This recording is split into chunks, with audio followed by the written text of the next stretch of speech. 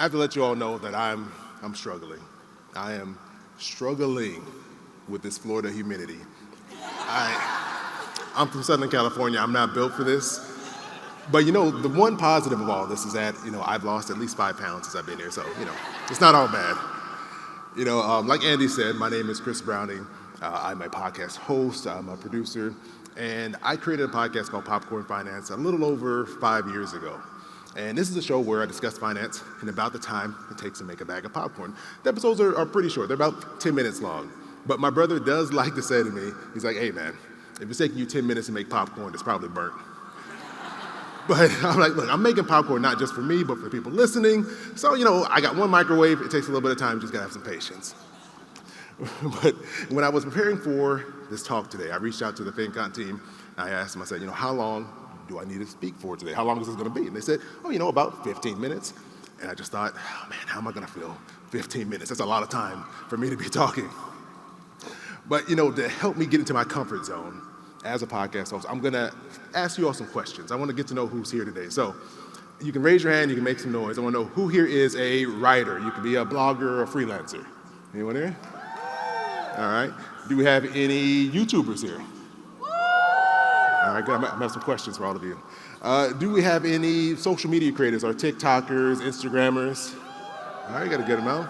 And, save the best for last. Do we have any podcasters here? There we go. So, I always love the podcast group. And, now that I know who's here, I'm just a little curious about, what you all think about what's going on in your lives. And I wanted to ask you another question. You can just raise your hand if this applies to you. I want to know if after hours of staying up late at night, recording, editing, or writing and proofreading, after all that time, all that work, have you ever asked yourself, why am I not farther along?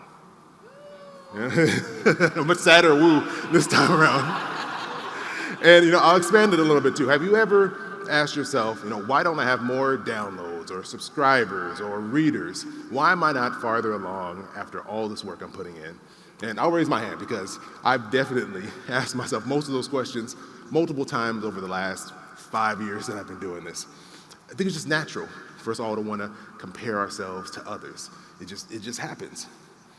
But I want to talk to you today about just growing at your own pace and the benefit that is growing at your own pace. And so to help set the stage for this conversation, I wanted to share a little bit about my journey. I honestly, I really don't like talking about myself. I'd much rather ask somebody else about their life and how they're doing. But the one exception to that is that I do enjoy talking about my struggles because I feel that that's where we learn the most. We learn the most in our failures. So I want to jump back in time a little bit here to 2009. I had just graduated college. I don't know if you can see it up here. I had, let me see if I bring it up. Whoa, there we go. That's me. I just graduated college with my degree in finance. I didn't know what was going to come because I'm, looking at it. I had no idea what was about to happen. But I graduated really in the middle of a global recession. And I had no idea that all my job prospects were pretty much just going to, go up in the air. And I just said to myself, okay, what am I going to do now? I'm smiling here, but in a few weeks when I started looking for a job, that smile would go away. So after months and months of looking for work, I decided I got to pivot. So I ended up moving over to the world of bookkeeping and financial analysis, where I ran payroll departments for over 7 years. I worked as a financial analyst for another 4. And somewhere during that time, in those years of working, I came up with the idea for Popcorn Finance, probably when I was not doing work. I was sitting at my desk, just thinking about stuff. And so I came up with the idea, but I was just scared. I was like, I can't do this. No one's going to listen to this. It's going to fail. Why even try? So I just shelved it. I just didn't do anything with it. I just said, I'll just keep going to work. So 3 years later, 2017, I kind of worked through some of those fears. I started to get over it. I said, you know what? I'm just going to do this. I'm going to go for it. I was at work in the office. I left, went on my lunch break. I sat in the front seat of my car. I pulled out my phone, and I recorded what would be the first episode of Popcorn Finance. And actually, the first 20 episodes I did were just on my phone. But it was just so nice to be creating something again. I've always loved just making things. No matter what it was, no matter how random it was, I just liked to do things. And, at great risk of making myself sound like a real nerd right now, I'm going to share a quick story. So back when I was younger, I was about 14 years old. I would get up, I'd be in my parents' living room, go over to the old Windows computer we had sitting in the corner, and I would sit down, something like this right here. And it is I don't know if you can see it, it's a very old picture. I'm not 14 in this picture. I had no picture of me at 14 because we didn't have cameras just around like that. But just imagine I was like 7 years older than this, and the computer was a little bit newer than this. But I would sit at this computer, and I would make Dragon Ball Z and WWE highlight videos. I downloaded clips, I'm sure illegally, from LimeWire, and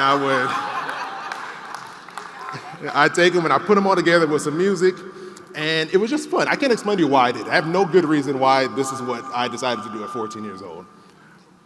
But it was just fun to create. Even though I knew no one but a couple of my friends would end up watching this because YouTube didn't exist, it was just fun to make something. So when I got the opportunity to start working on the podcast, I got that same feeling again. I felt like I was able to create and have fun again. So I was like, all right, I want to do this. We're back in 2017. I'm all in. I want to keep making this podcast. What do you do next? Well, you got to have a guest, right? You have a podcast. You got to have a guest on. So I reached out to Jamila Soufran. She's the host of Journey to Launch. Amazing creator, amazing person. She started her podcast around the same time that I did. And for some reason, she agreed to come on my show. I don't know why. She didn't know me. I didn't know her. I just reached out to her randomly. She said, yeah, for sure. And very first guest on the show is episode 4. If you want to go back, it still exists. If you want to go listen to how I had no idea what I was doing, you can go listen to that. But I'll never forget Jamila because she was the person who got me to go to my very first FinCon. It was FinCon 2017 in Dallas, Texas. And after I got back from that conference, right? After I got back from that conference, I was like, I'm all in. I saw what all these people are doing. I'm like, this would be a thing. So everyone said, just be consistent. If you be consistent, you're going to be successful. So I said, you know what? I'm going to be consistent, and this show is going to blow up. Just watch it. This show is going to be huge. So, you know, I can say we're almost, I think it's pretty much exactly 5 years from that point now. And I can say after all the dedication, the hard work, never missing an episode, putting something out week after week, my show has never blown up. Not at all, in any sense of the word. I have had no jump in my downloads. I've never gone viral for anything I posted online. None of that. My growth has been a very steady, aka slow, path to growth. This is years. This isn't like months. This is years where it just kind of slowly just ticked its way up. There's actually months and months in here in a row where just nothing grew. It just was exactly the same. I would go back to the page, I'd keep refreshing it, and I'm like, oh yeah, I know new people are listening. They have to be listening. But no, it would just be the exact same numbers, and the frustration sets in. And I was like, this is not what I thought was going to be happening. I'm doing what I thought I should be doing. And then this is when the comparison started to creep in. I started comparing myself to just everyone. All these people I knew who started at the same time as I did, they were rocketing past me. And then the people who have been doing this for years, I wanted what they had. I envied their success, but I just didn't know how to get to that level. I didn't know what I could do. And I couldn't even celebrate and acknowledge the small wins that I would get because I was just so focused on everybody else, what they were doing, and what I wasn't doing. And I think it could just be hard for us to not fall into this habit that I did, where I fell into this comparison trap and I was stuck and I didn't know how to get out of it. And comparison is something that we're all going to do. We're not going to just stop comparing ourselves. It's natural for us to compare our progress to others. It's just how our brains work. And it's not all bad. It's not bad to compare yourselves to others. It's a great way to be able to see what they're doing, know what you're doing wrong. But the problem can arise when all we can see are other people and we lose sight of why it is that we enjoy creating, why we like doing what it is that we do. So it was a tough spot for me to be in. I was struggling. But now that I'm away from it, I can kind of look back on it now. The thing that's helped me is perspective. They say that hindsight is 20/20. And with that clear vision, we can now look back and see things for what they really are. And now that I can look back at my journey, I can see that slow growth was a gift, but all along I thought it was a curse. I struggle with this every single day. But that time I had, those countless hours I was sitting there scripting and recording and editing these shows that barely anyone was listening to, that was a time where I could learn and grow and develop and figure out what I wanted to do, find where I wanted to go and how to do this thing. I remember the first time I ever spoke with a journalist. I was on the phone in the front seat of my car where I do all my podcast business. That's where everything happens, apparently. And I was just so nervous. I didn't know what to say. I was stumbling over my words. I couldn't figure out what I should be doing. And just the interview went horrible. I don't even know if that article ever got published. But now I'm in a spot where I've been fortunate enough to have an opportunity to do this weekly news segment with NBCLX, and it's been a really great experience. But if they would have come to me 3 years ago and asked me to do that same thing and hop on camera and speak to people, it would have been horrible. I'm sure they would have ghosted me and I just never would have heard from these people again. It's in these moments where we're just growing slowly, where my growth was like a glacier, it's just barely moving, where I had the time to get those reps in and to find my voice. But it can be really hard to see that when you're in it. It can be hard to pull back and gain that perspective when you're right in the middle of things. So what can we do? How can we recognize something that our brain doesn't want to see? So there was a word that came to mind when I was thinking about this talk, and it is contentment. So when I looked this up, I Googled it. This was a definition I got, a state of happiness and satisfaction, which is it's an okay definition, it's fine. But I wanted something a little bit more and a little bit deeper than that. So I went to Wikipedia, and I don't know if y'all remember when you're in school, your teacher said, don't use Wikipedia because, you can't trust that. But now as adults, we all just go to Wikipedia and look everything up. So I can tell you that Wikipedia came through with this definition. So this is what they said. They said that contentment, hit the right button there. Contentment is an emotional state of satisfaction, being at ease in one's situation, body, and mind. A state of having accepted one's situation and is a milder, more tentative form of happiness. And the reason why I really love this definition, this breakdown, is because contentment doesn't mean that you've given up or that you have everything that you could ever want to have. I see it as a place of peace and acceptance. It doesn't mean that we stop working hard and trying to achieve great things. It just means that we're accepting where we are and we're working within that. It's a unique place, a place where we have that time and space to grow and develop and find our voice and how we want to approach this. Even if you'd asked me 5 years ago if I wanted to come up here and talk to people on the stage, I would have just laughed in your face. And I would have said, no, I'm not doing this. There's no way in the world I would come up here in front of people and talk. It's not something I enjoy or would want to ever do. But, it's all those hours that I spent working on this, practicing, recording, refining what I try to do when no one was really listening, when the pressure was low, that allowed me and prepared me to be able to do something that I thought I could never do or ever would volunteer to do at any point in my life. There's nothing wrong with accepting where you're at right now. And I think that can be a hard thing to say. It's hard to say, I'm okay with where I'm at right now. It doesn't mean I'm always going to be here, but I'm okay with where I'm at right now. It doesn't mean that you're a failure to say that. It's just that you're in the process right now of growing and developing into who you need to be ready for the opportunities when they come along. You can use this time to find out what success means for you. Not what success looks like for everyone else, but what it really means to you. What would that mean to you to get what you really want out of this? I want you to think about someone you admire, someone whose success you envy, and know that those same people, they're probably dealing with the same stress and doubt and frustration with their own growth. It doesn't matter how big you get, you can always want more. It can always just keep going and going. So I want you to think about those moments of doubt, those moments of frustration where you just feel overwhelmed, and I want you to reframe it. I want you to frame it as the space and opportunity you have to learn and grow and develop yourself. Think of it as that room you have to have fun, to try things out, to fail, to just enjoy creating and find what you love, which I think can be very hard when you're frustrated and you feel stuck.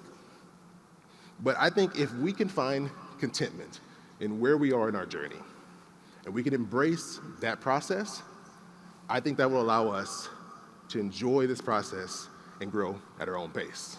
Thank you. Let's give it up for Excellent. Chris. Let's hear it for Chris. Awesome. That was awesome, man. We know we got some questions for you. We're not going to let you go that fast. No, man, that was great. I'm especially impacted by the chart, man. It's something about that. The no spikes or dips. It's like consistency. And that ability to stick with it is both I don't know, provides you a little bit of anxiety, but it also provides you with some, I guess, positivity and saying, wow, I'm on a journey and look how far I've come. Now, I'm thinking about the early part of that chart when I asked this question. There's a lot of people out here, maybe a third of the audience, they're all brand new people that are maybe waiting to take that first step, you know? So what was the moment that got you out of thinking about making popcorn finance and then doing it? Like, what did you do to overcome that to start your project on where you are now? It can be hard because you're frustrated. I mean, the very first part of that chart, I don't think I can get on there because the downloads were so low. I think I had like 400 downloads a month for I don't even know how many months. It was extremely low. And at first it was, I loved creating. It was just fun, so that kept me going. I liked this process. It was so much different than sitting at a desk making Excel spreadsheets. But then when you start to compare yourself, you start to get frustrated that you're not as big as some of the other people. I think that's when it made me start to pull back and say, maybe I don't want to do this anymore. Maybe I'm not good at this. Maybe this is the wrong decision for me. But it kind of turned around when I was able to say, all right, let me just focus on some of these wins. They may not be as big as the wins I see people posting online and some of the people I know. It may be small in comparison, but let me try to celebrate those and enjoy that. And say, hey, look, I did something that I never thought I could do. And that was what let me keep going, even when I really want to just give it all up. Yeah. I love it, man. Thank you. Well, I'll tell you this. I'm really glad that you kept going. Like, and so consistency sounds like is the key. And I want to understand, really, what are the benefits, to your audience as well as for yourself in that slow growth, consistent process? I'd say for the audience, and I heard this, I think maybe like the first time I ever went to FinCon, it's like you're setting an expectation for them. If they know this is what you're going to do, it doesn't have to be weekly, you can do it monthly, you can do it bi-weekly, whatever works for you, but they know what to expect. They know this episode's gonna be coming, I know what to expect, and if they're really with you, they're excited for it to come. But if you're like all over the place, it's like, here's one episode, it's 3 months later, they don't really know, and it can cause people to fall off at times. So I think that's the benefit for your audience, but for yourself, I like it because it keeps me in practice. I found that I really kind of lose my rhythm when I take long breaks. And I'm like, I don't even know how to talk on the microphone anymore. I completely forgot how to speak English. And doing that repetition, having that every week, I know I'm going to sit down, I'm going to record, I'm going to script, I know my process. It helps me stay in it, and it helps me get better the more I do it, because it's just a repetition game. It's a numbers game. There's nothing I can say that I did that made me feel more comfortable or helped me improve other than the repetition, the practice, the doing it over and over again, failing, listening, learning what I did wrong, and then making those changes. So good. So good. Let's give him Thank a round you. of applause. Thank you, Chris.